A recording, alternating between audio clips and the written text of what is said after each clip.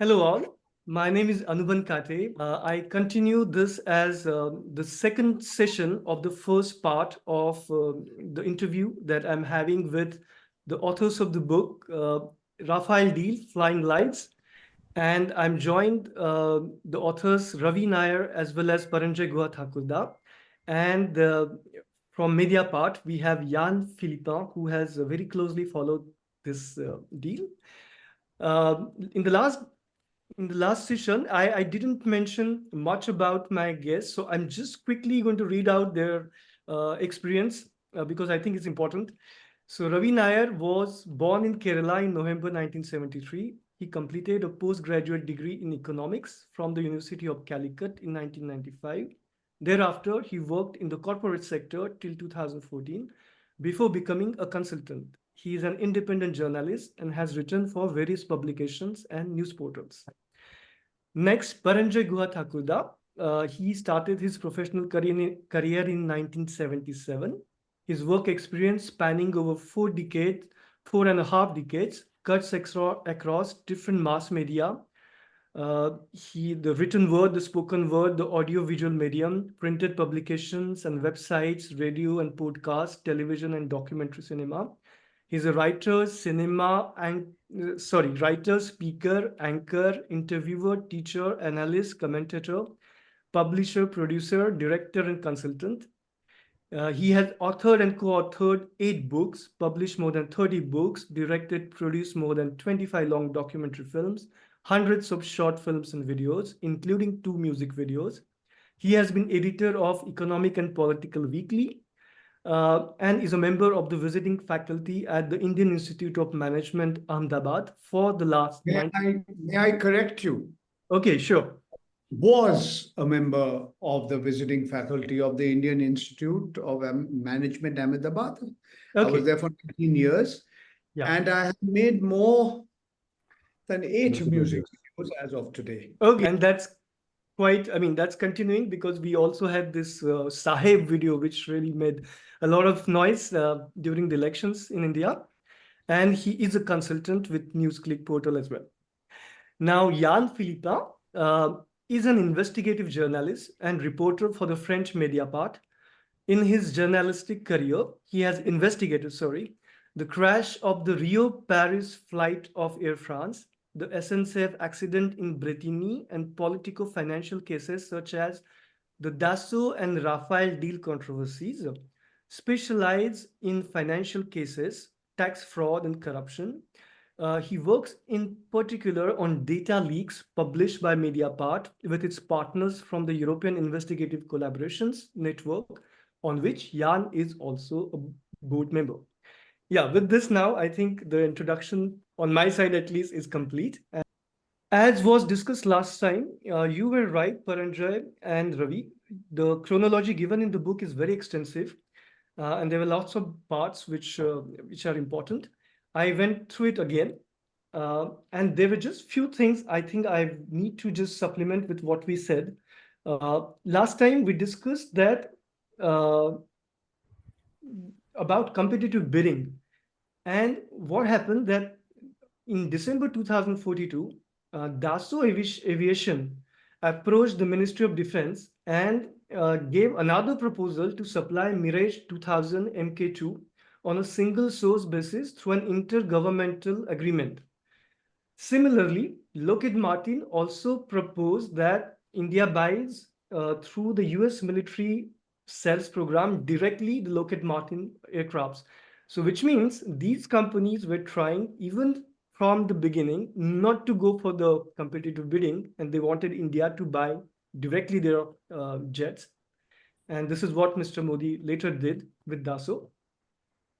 Then moving on, I was surprised that the request for information initially was sent only to the 5 vendors and not to EADS.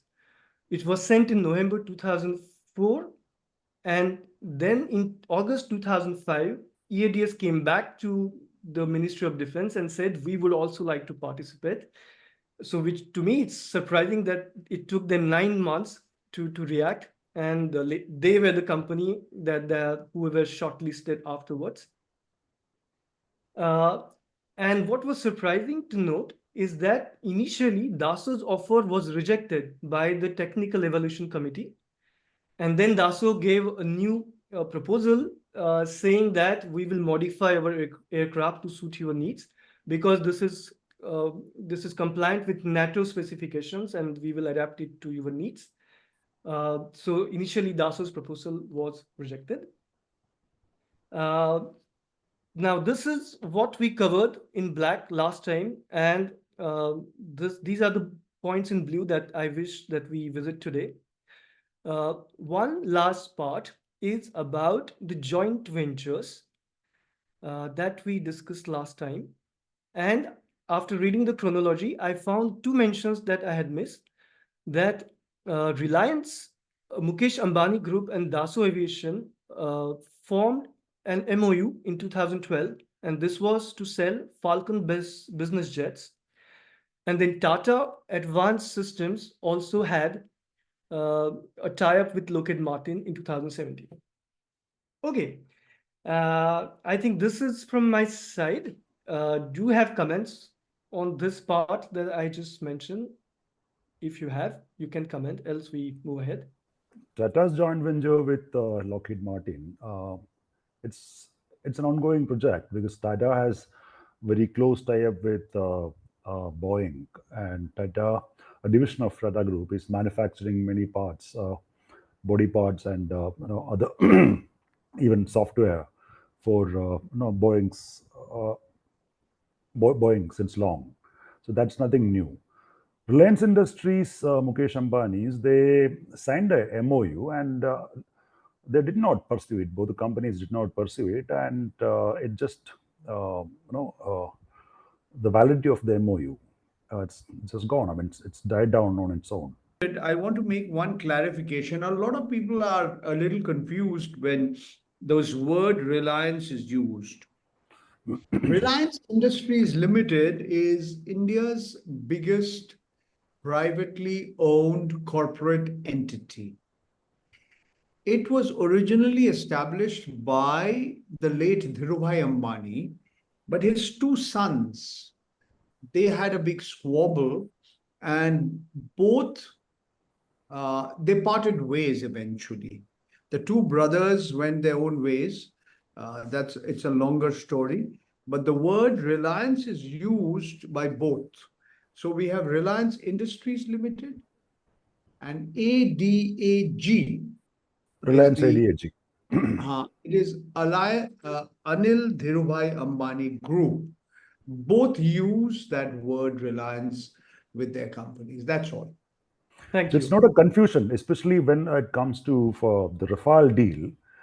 Mukesh Ambani's Reliance name, the Reliance Industries name, was dragged in by the right-wing social media to project the offset was given to an Anil Ambani company. Uh, it was not new, done under Modi government, and this was under plan by the UPA government when the deal was under negotiation. To project like that, it was actually wrong. That was not the truth, but the right-wing social media and the government-supporting media tried to project.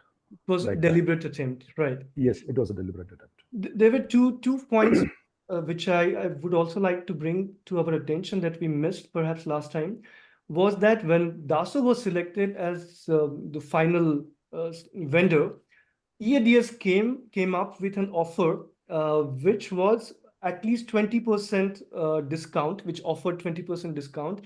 And it was claimed that if there had been a hard bargain, that could have gone to 25%.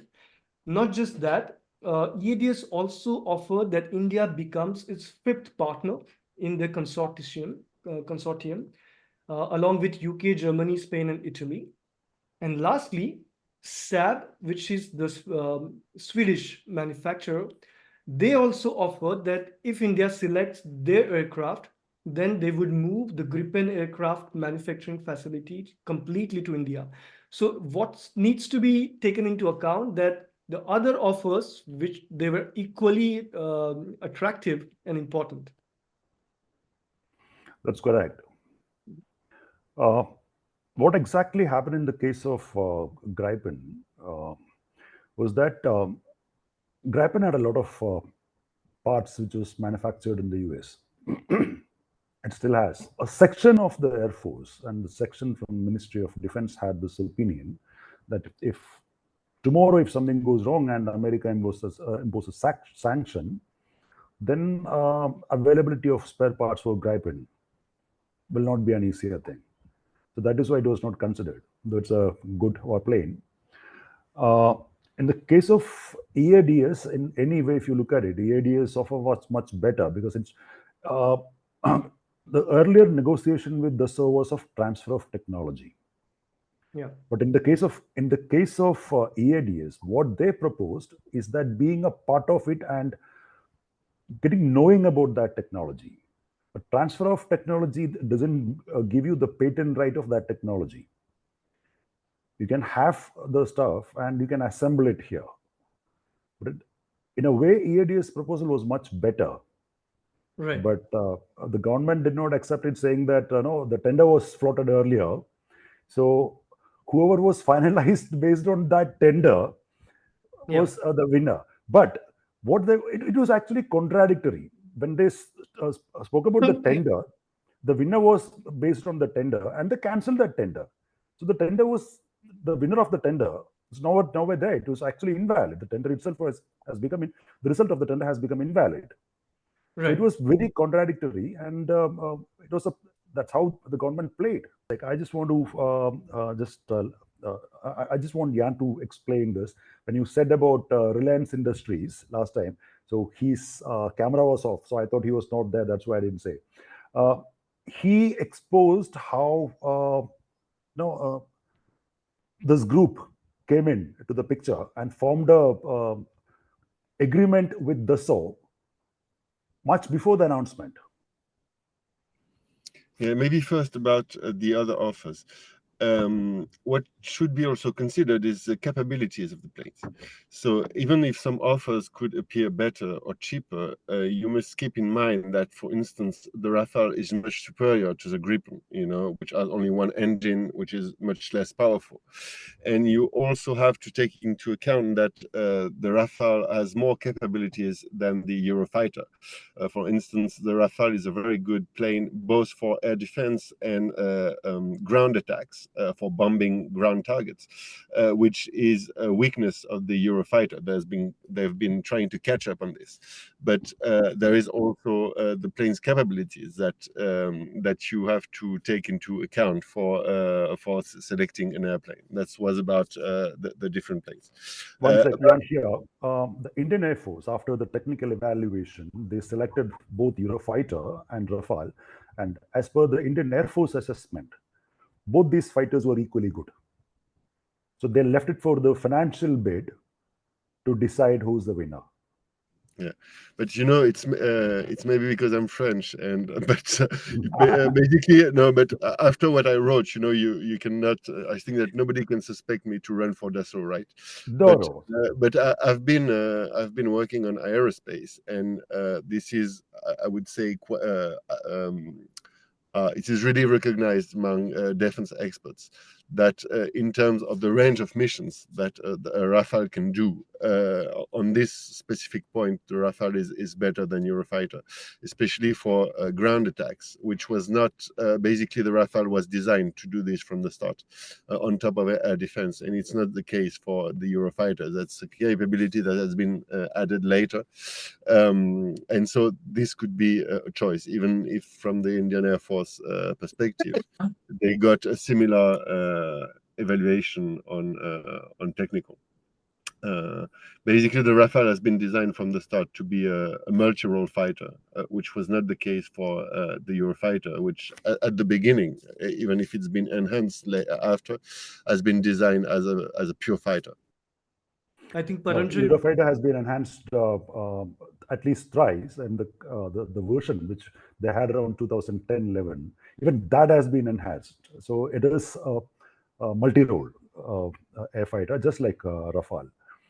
So I'm not so technical to say about that. I mean, my information is Indian Air Force technical ability test. So let's say that Indian Air Force chose the best available aircraft, which was Dassauts. But I guess No, Paranjoy that's wrong. had Indian some. Air Force, that's wrong, Anubandh. Indian Air Force chose both these aircrafts, True. Eurofighter and Rafale. In their report, I repeat, in the Indian Air Force Technical Evaluation Committee's report was very clearly stated that both these aircrafts are equally good. Okay. And that is why Dassault won on the financial bid. Okay. They were said to be the lowest, L1, the lowest one in the financial court. Right. I would like to move ahead, but I think Paranjoy wants to say something. I want to make one small point. The other big defense equipment import scandal in India was about Bofors. That there are some similarities, but one, you talked about field guns and howitzers, and here we are talking about a fighter jet. The issue was never quality. The issue was never the technical capabilities. On that one case, the Bofors field gun, the howitzer, and in the case of the aircraft, the Rafale aircraft. The issue was never that. As we have already mentioned, detailed account has been given how it all took place. The issue is not that. The key issue is the way, the entire process, how the negotiations between Dassault and the Hindustan Aeronautics Limited under the UPA government, how it happened, and then the intervention of Mr. Narendra Modi, and then all the steps that followed. So corruption is really the reason why it is controversial. To put it short, in any kind of a contract where there are several bidders and some people, one person or one company wins and the others lose, the others would be aggrieved. That is bound to happen. True. But the question, if we put it in short, it's actually the deal has become controversial because this particular deal, when Mr. Narendra Modi ordered it and its culmination, they did not follow the set procedures, the rule of law, and it ended up in financial impropriety. Right. Ravi, we will visit that, but I would like to bring us to where we left last time. We left at the RFP, request for proposal. And in that, the two next requirements were to check the documentation part and the field trials. So could you please briefly tell us what these two steps were and what was exactly checked? Oh, technical documentation is like like that. When you buy a car, you'll have a manual of the car, right? How to maintain it, how to drive it, what is the speed limit, what is the fuel to be used, when to change the oil. So just like that, when for an aircraft, there's a manual, technical user manual. Okay, so Dassault initially did not submit that, as per the information what we have, and the government had to, the Air Force had to do a lot of follow-up for that. The technical evaluation, when we speak about, the RFP mentioned around 635 points, around 635, 640 points, which they wanted to test. So that is why the aircraft was tested in different climatic conditions across the world, not only in India. Like in India, they have done it Bangalore, where the climate is normal. Then Jaisalmer, where the desert conditions persist. Then in Leh, and in the Himalayan, sub-zero temperatures. Then one more place which I forgot, and in different foreign countries, they tested, even in France, including in France. So it was the committee took more than 1.5 years to test these aircraft up to their satisfaction. And then they wrote their analysis about all these aircrafts, and they had a lot of doubts. So they wrote back to those manufacturers, different manufacturers, and sought clarity. After that, they technically finalized 2 aircrafts. Mhm. I was shocked when in the book I read that the Comptroller and Auditor General of India claimed that there were actually no flight testings for EADS and Dassault, which were the two shortlisted bidders. And then later, when you also interviewed Air Marshal Raghunath Nambiar, you asked him this question and this claim made by CAG, and he refuted it. So Yeah. my question would be, who should we believe? Should we believe CAG, who claims that there were simulations and not really the real field test, or we should believe Air Marshal Raghunath Nambiar? We spoke to some other air marshals or senior officials of Indian Air Force. They confirmed us that it's actually CAG was confused in this. CAG's claim we cannot say completely wrong. What happens is many aircrafts, test aircrafts especially, will not come with the complete kind of paraphernalia what Air Force asks for, right? Especially the Dassault, as Rafale, as the Dassault claimed, it's configured as per the NATO specification. So then what happens is certain things, if it is added, how the aircraft will behave. So those things have to be checked in a simulator. So that is what happened. It's not that the aircraft was not physically tested by Indian Air Force. That's a wrong statement by CAG. Okay, fair enough. Thank you. Moving on, could you please tell us about the India-specific enhancements? Because a lot has been said and claimed about this. Could you bring us some clarity?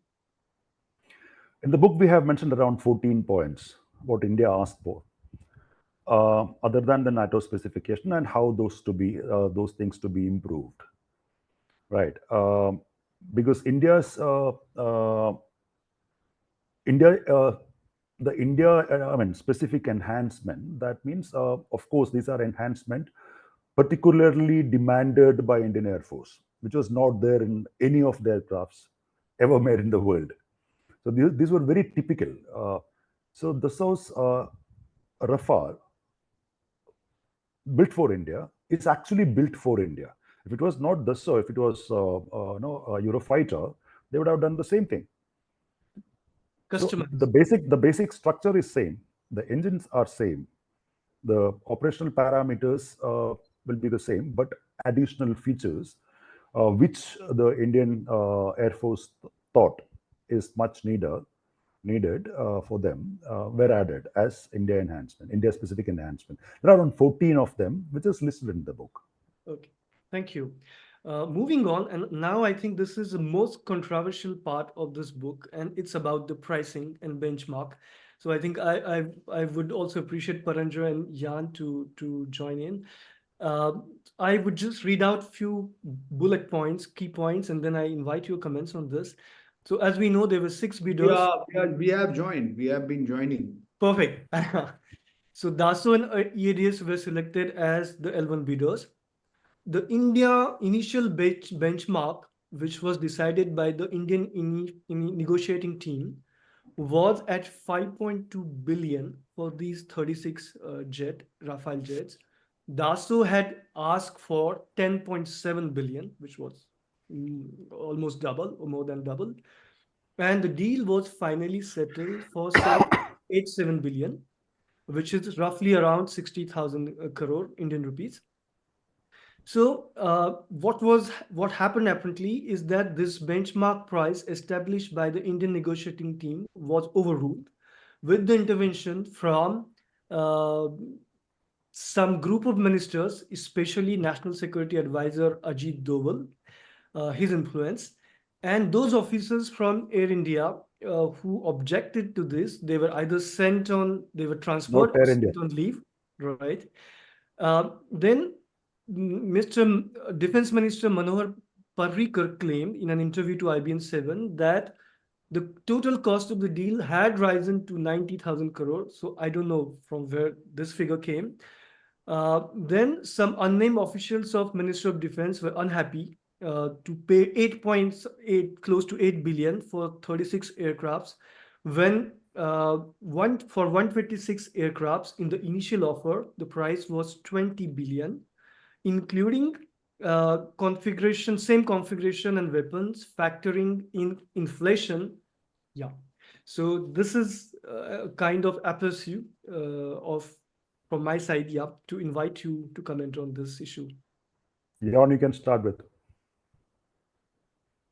Yeah, so it's something that we revealed in Mediapart thanks to these confidential documents. So you made a very nice summary, Anubandh. So yeah, the initial, because what you have to understand is that back in 2016, when the negotiation in 15-16, when the negotiation began again, that's totally different because the tender has been won in 2012. So we are 4 years later. The planes are not made in India anymore. There's been inflation, blah, blah, blah. So basically, you have to start again the calculations because that's a different deal. And that's where the Indian negotiating teams ends up with this estimate of 5 billion. And then so Dassault proposed double 10 billion, and they settle somewhere in the middle, but in the very high ground at 8 billion. And one of the key points that we revealed in Mediapart is that basically, thanks to this intermediary, Sushen Gupta, to which Dassault gave a lot of millions euros for his services, basically, Mr. Gupta obtained the confidential documents from the Indian negotiating teams with all the methodology to calculate the price. And of course, this gave a stronger hand to Dassault because they knew how the Indian party was thinking, how the Indian negotiator was thinking. So of course that's helped them, to basically counter the arguments of the Indian negotiating team and try to obtain a better price. So that's one key point that we revealed. But then to explain why the Indian government finally accepted this 8 billions, I will leave the floor to Ravi and Paranjoy here, which I think know this better than I do. See, this deal actually, what happened was, if we look from outside, what happened was Modi announced something, and they realized later, 2 years later, they realized it was a trap, and Modi fell to his own trap. He just like what he did as a chief minister in Gujarat, he just this time it's in a world forum. He just announced that this will be done without any consultation. No discussion with his colleagues in the cabinet. No discussion with the Air Force. No discussion with the Ministry of Finance. He just went and announced.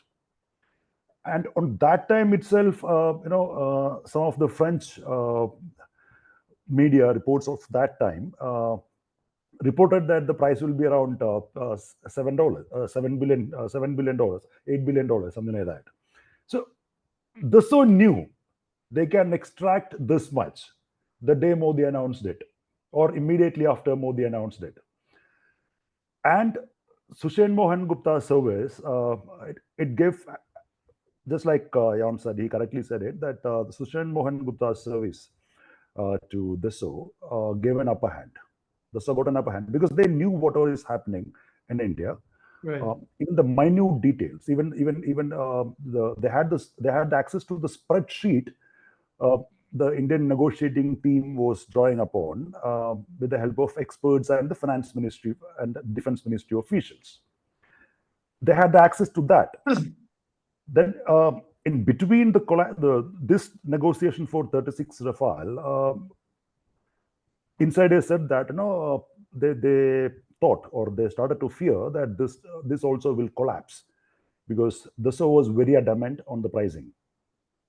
But from India's point of view, the earlier deal, of that much, that was including TOT, transfer of technology. Yeah. In this case, it was just off the shelf. So in a way, Dassault's input costs were much lower, but they extracted the money and India lost. Right. But I wish to also bring in 2 points here.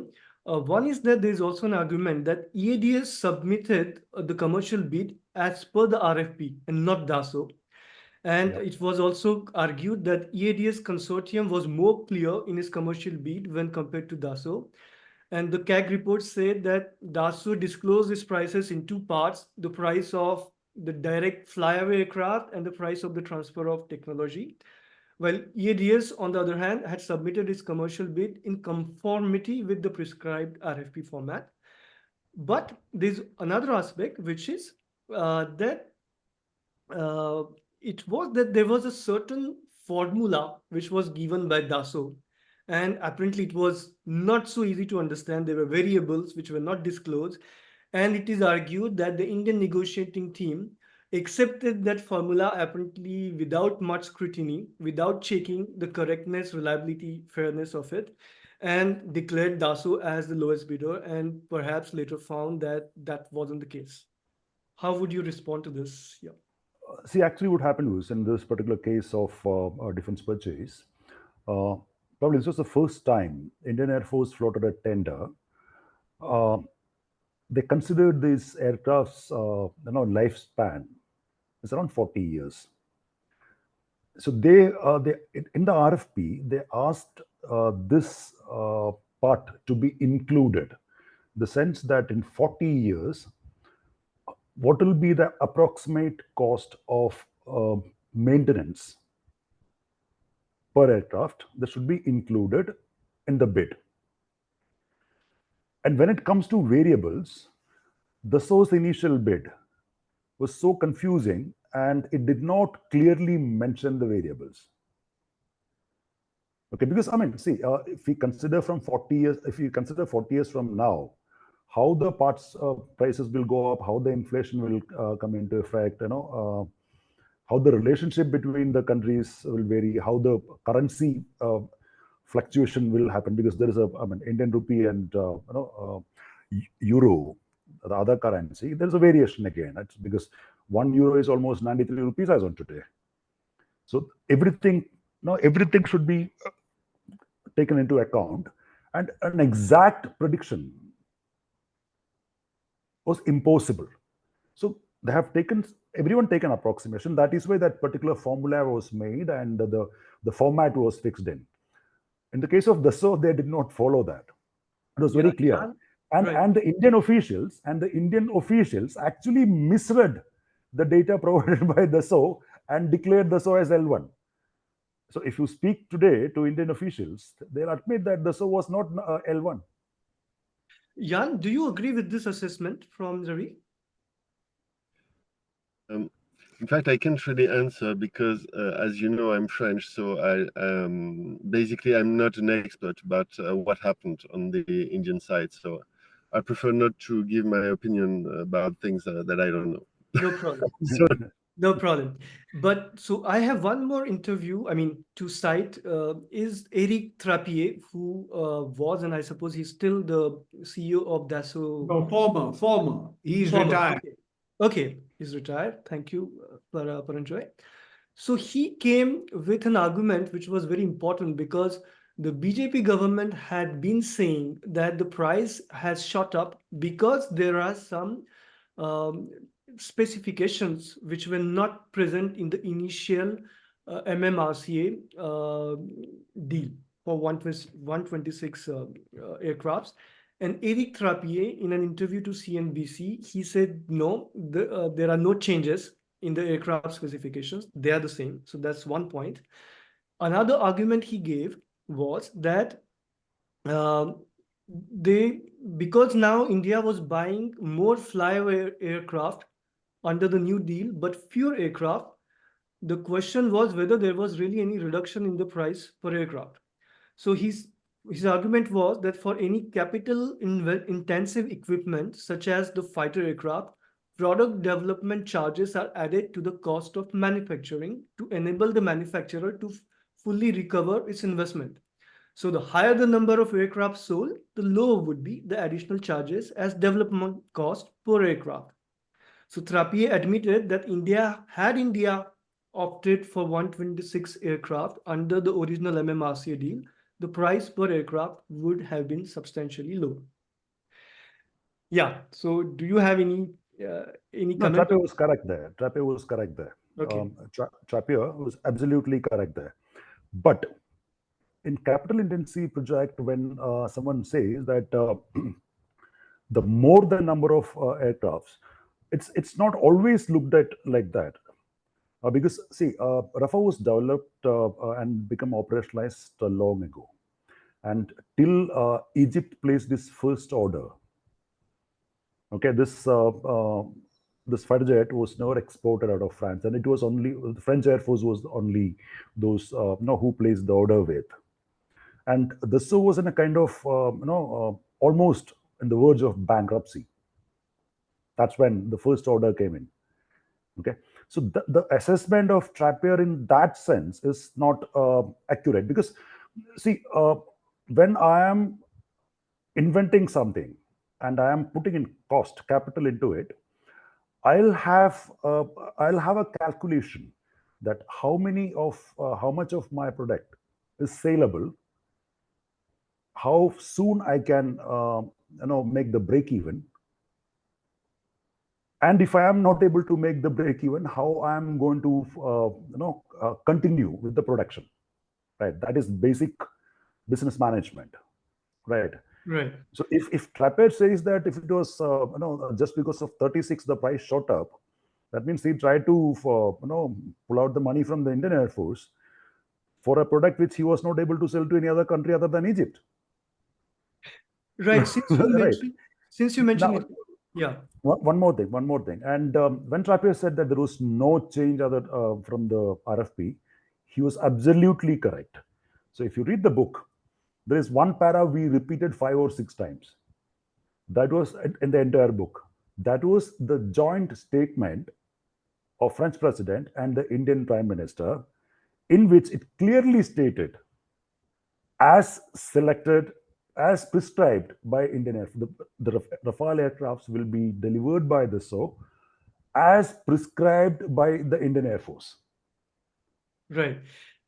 So I would like to bring in now Yann also in this discussion, because he has to confirm what I'm going to say now, that Rafale was sold also to Brazil, Egypt, India, of course, and there were talks with Qatar and Malaysia. And there was an attempt to compare the prices of Rafale to these countries with the price that was offered to India.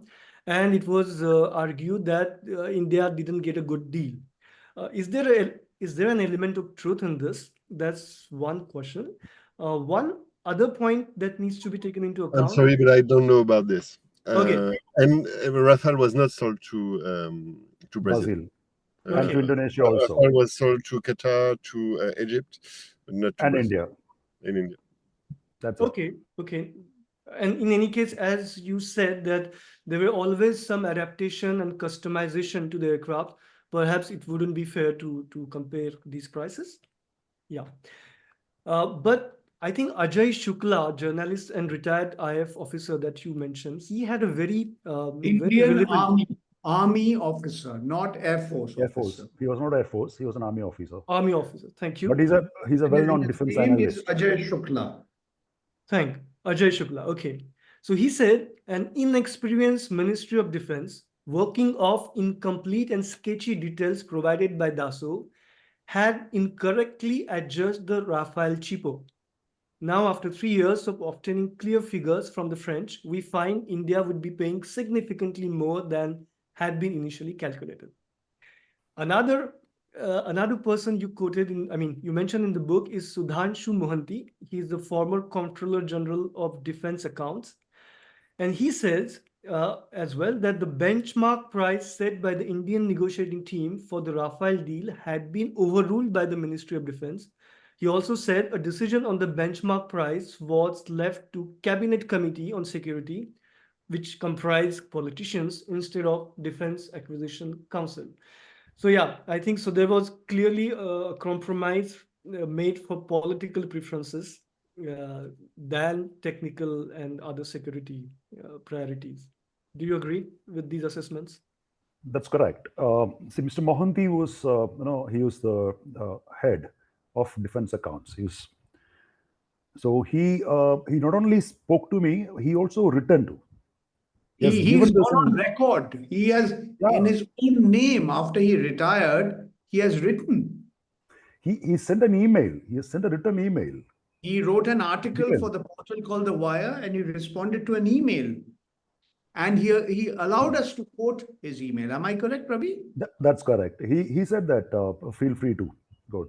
But while writing the book, around 2019-20, when we tried to take more quotes from him, he was so scared because the government came up with a new rule saying that if retired officers speak about their ministry or department without taking permission from the government will stop their pension, and the officers will be prosecuted. So he couldn't say further, but he has given valid inputs much before that to us. Right. That is what I mentioned earlier, that Dassault's quote was patchy, and the team which calculated the bid and which assessed the bids of Dassault and EADS misread Dassault's submission, and that is how they declared Dassault as L1. Actually, Dassault was not L1. Right. But there was one more interesting comment and argument by Air Marshal Nambiar, when he says, do not compare oranges with apples. There are single engine Rafale jets and there are double engines. And his argument was that it's not just double the price of 18 flyaway aircrafts to 36, then you can compare. Do you agree with him? We don't agree with him. And let me explain why. Rafale is double engine. Rafale is not a single engine. It's a double engine aircraft. Let me give you a different kind of analogy. It is not comparing apples with oranges. This is what his view is.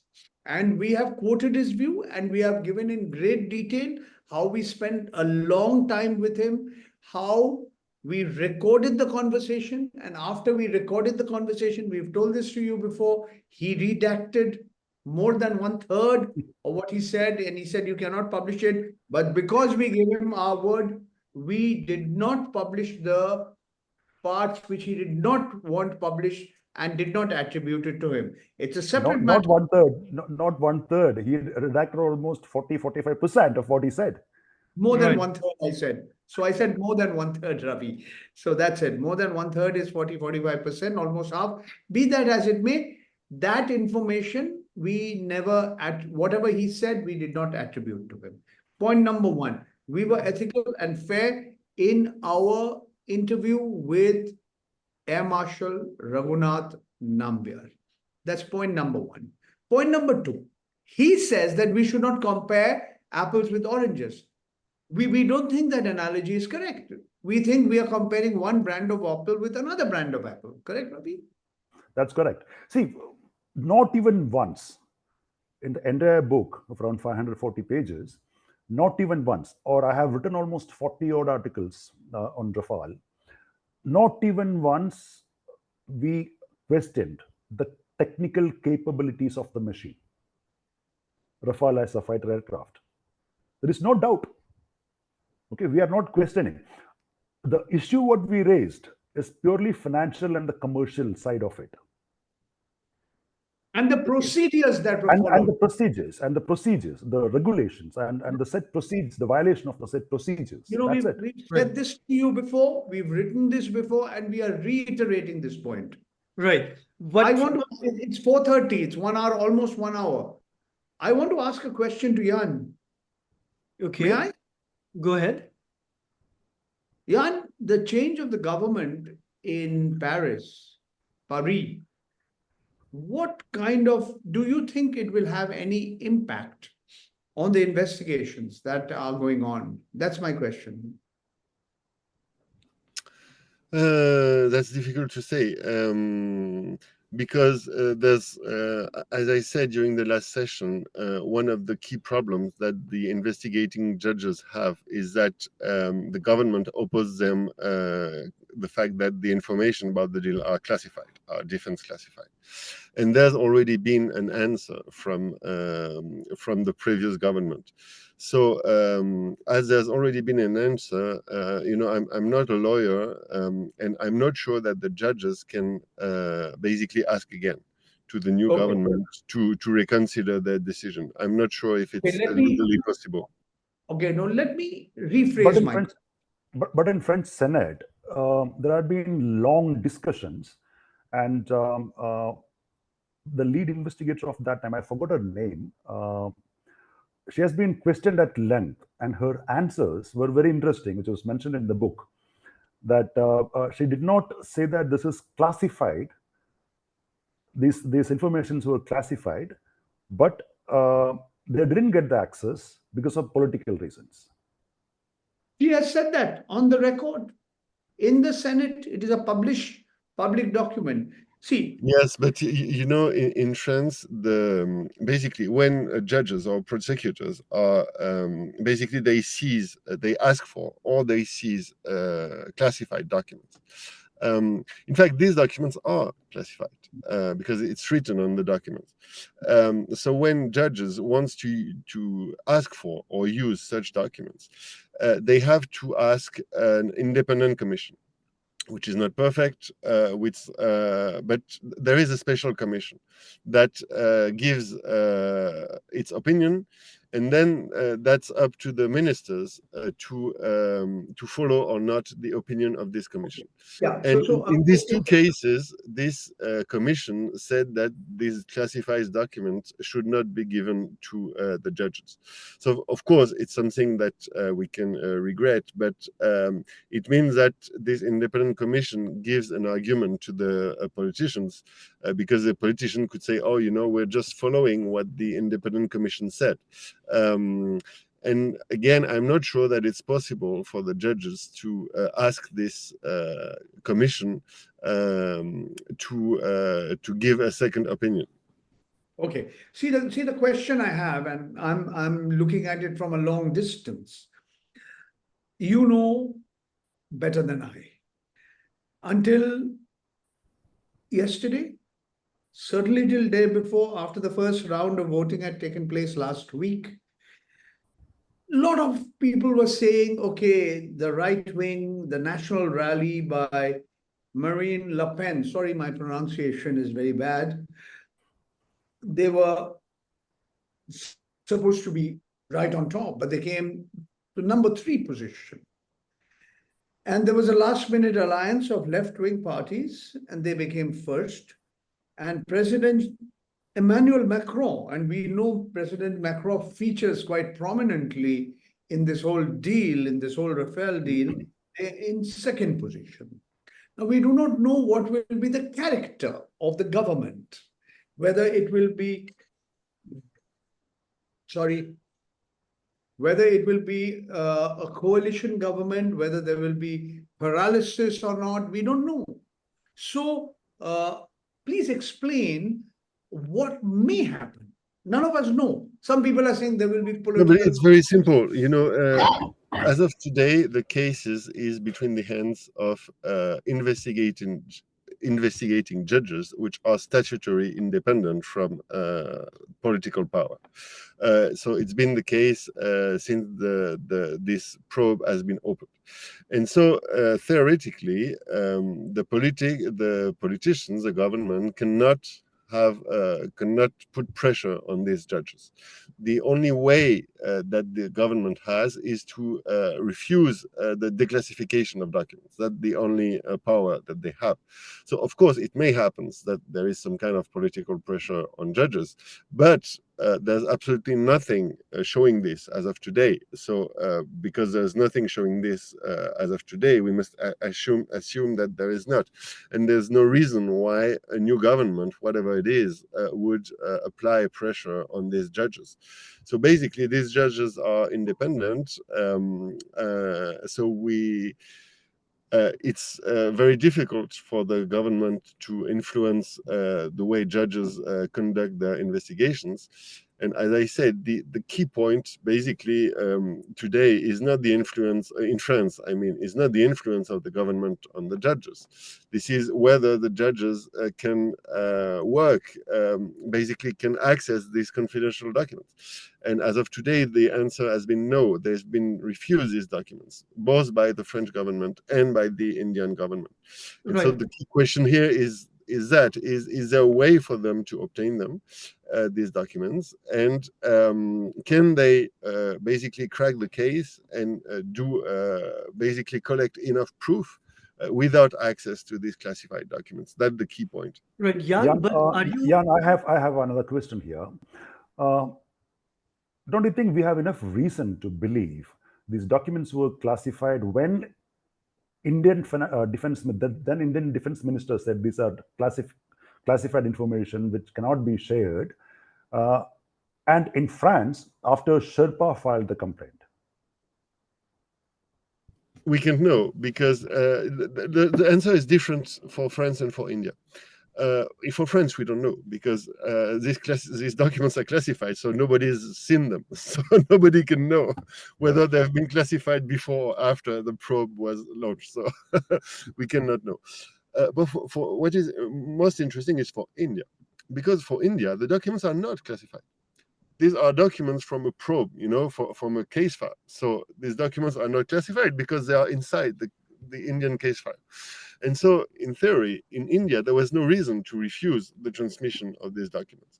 So that's basically the proof that the Modi government basically did not want to give these documents to the French judges because they don't even have the excuse of classification, because these documents are not classified. There was an excuse, Yann, and I will cite it, and maybe Ravi can correct me. But the Indian government said that much of the information being sought is covered by the Official Secrets Act of 1923. And it concerns the national security. That was the reason given by the Indian government not to disclose these documents. I'm not an expert in Indian justice system, but basically these documents are inside a case file of the Enforcement Directorate and the CBI. Anubandh, let me put it very simple. Okay, Yann has seen these papers, I have seen these papers. Even if it is covered under Official Secret Act, Yann has seen these papers, I have seen these papers. I've seen even internal communications between the ministries and Air Force. And we put it as the annexures in the book. We copied word to word as it is and we published it. It's not that we created something. These are actually government communication as it is published. Understand, there will always somebody who will claim that we have endangered national security. We have violated the Official Secrets Act, which is over 100 years old. But the short point is like this, and this is what we can say.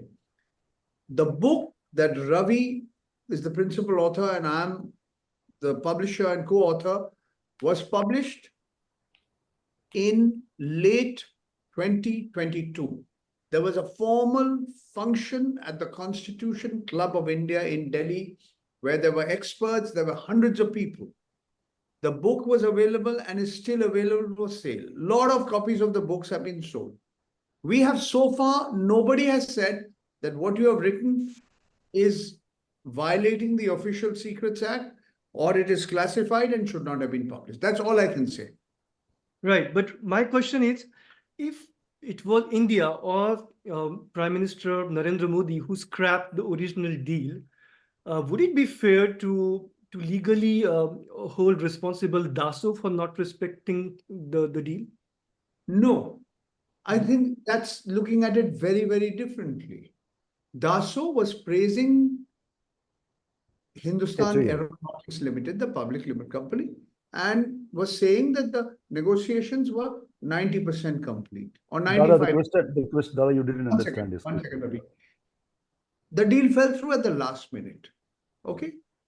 Why did it fall through is what the subject of the book is all about. Why it was unilaterally decided by Mr. Modi to take the flyaway aircraft is been given in great detail to the book. This is the story. This is the story of our book. This is the scandal. Those who are responsible, either they answer or they don't answer. We have, as writers, as journalists, as authors and publishers, we put out information that we've been able to get. Some of it is in the public domain and some of it is what we have obtained from our own sources. Ravi, please continue. Yeah. See, but maybe just to finish about this, basically both in France and in India, we can see that basically the laws about classification and defense secrecy and all this stuff basically are misused, basically are used to cover suspicions of corruption. Because whatever basically the details of each bill. You know, the French bill, the Indian bill. Basically, the philosophy of these bills is to protect national security. So of course, the details about sensitive technologies, about technical capabilities, but of course, specific operations should not be disclosed. That everybody can understand that. But basically, when a defense deal has such strong suspicions of corruption, these aspects shouldn't be covered by this national security interest, because it's not about national security, it's about corruption. And so basically, it's how these two governments basically are using these laws to prevent that the independent judges can dig this into the bottom about the corruption suspicions. Yann, in India, it's slightly different. We never asked or we never sought for any technical information of the aircrafts or what IAF finalized. We didn't want to know the specification of the aircraft, which is already there in public domain. You go to the Dassault website, you will get even the minute details of the aircraft and its functions and how capable it is. We asked the details of the commercials, the financial transactions. At the end of the day, the money is spent from the exchequer. It's public money.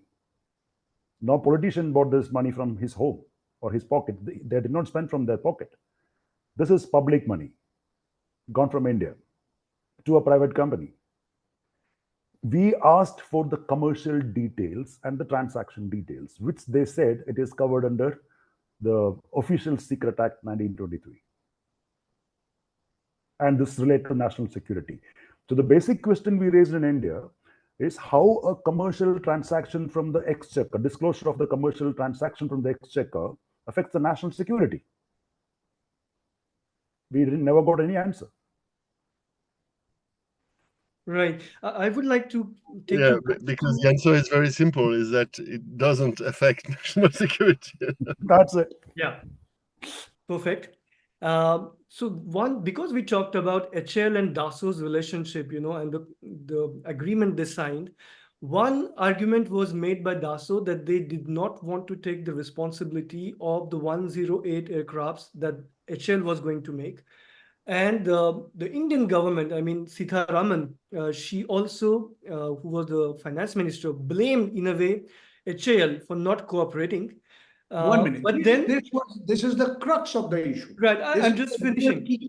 True, I'm just finishing. But Eric Trappier, the CEO of Dassault, said no, he has excellent experience with HAL. He doesn't doubt. No, 1 minute. Okay, 1 minute. Let me anticipate what you want to know without you completing your question. As I had mentioned a little while ago, this is the key. This is the crux.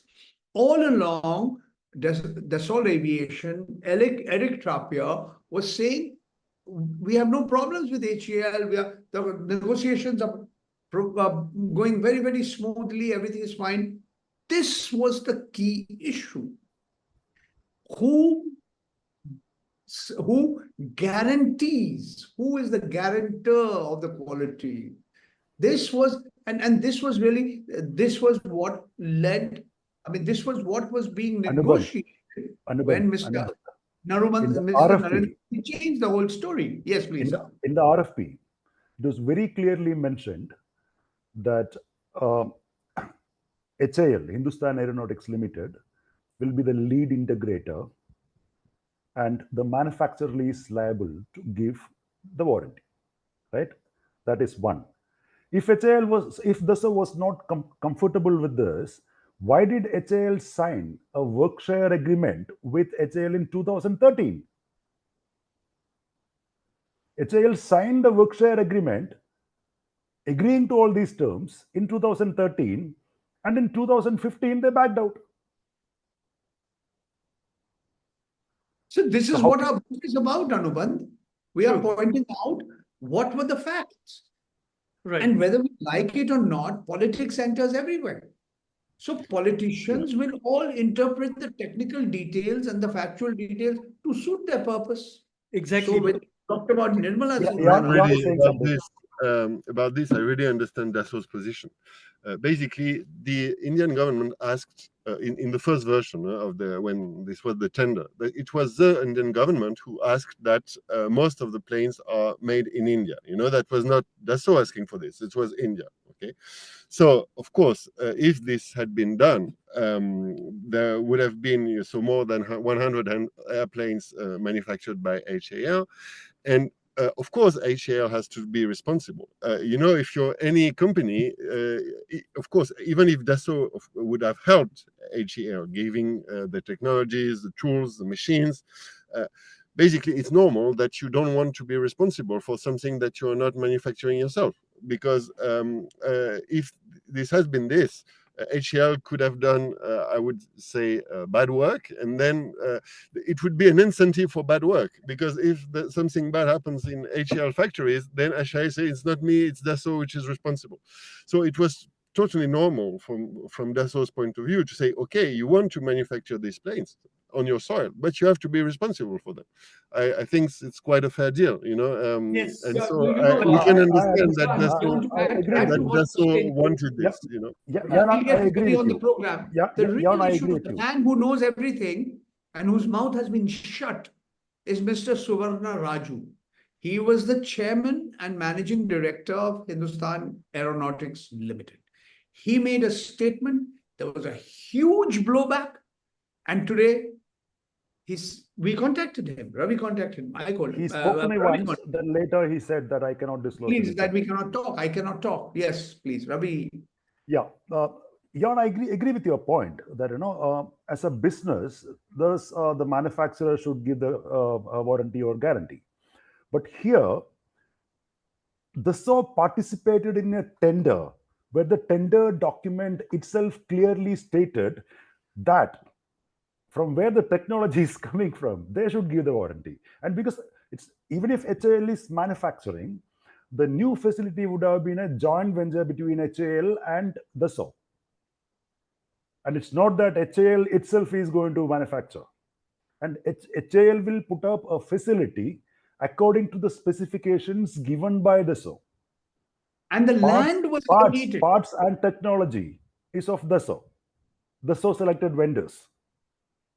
And it was the land was also allocated, right? Right. Yes. So what the book argues, Ravi is very right.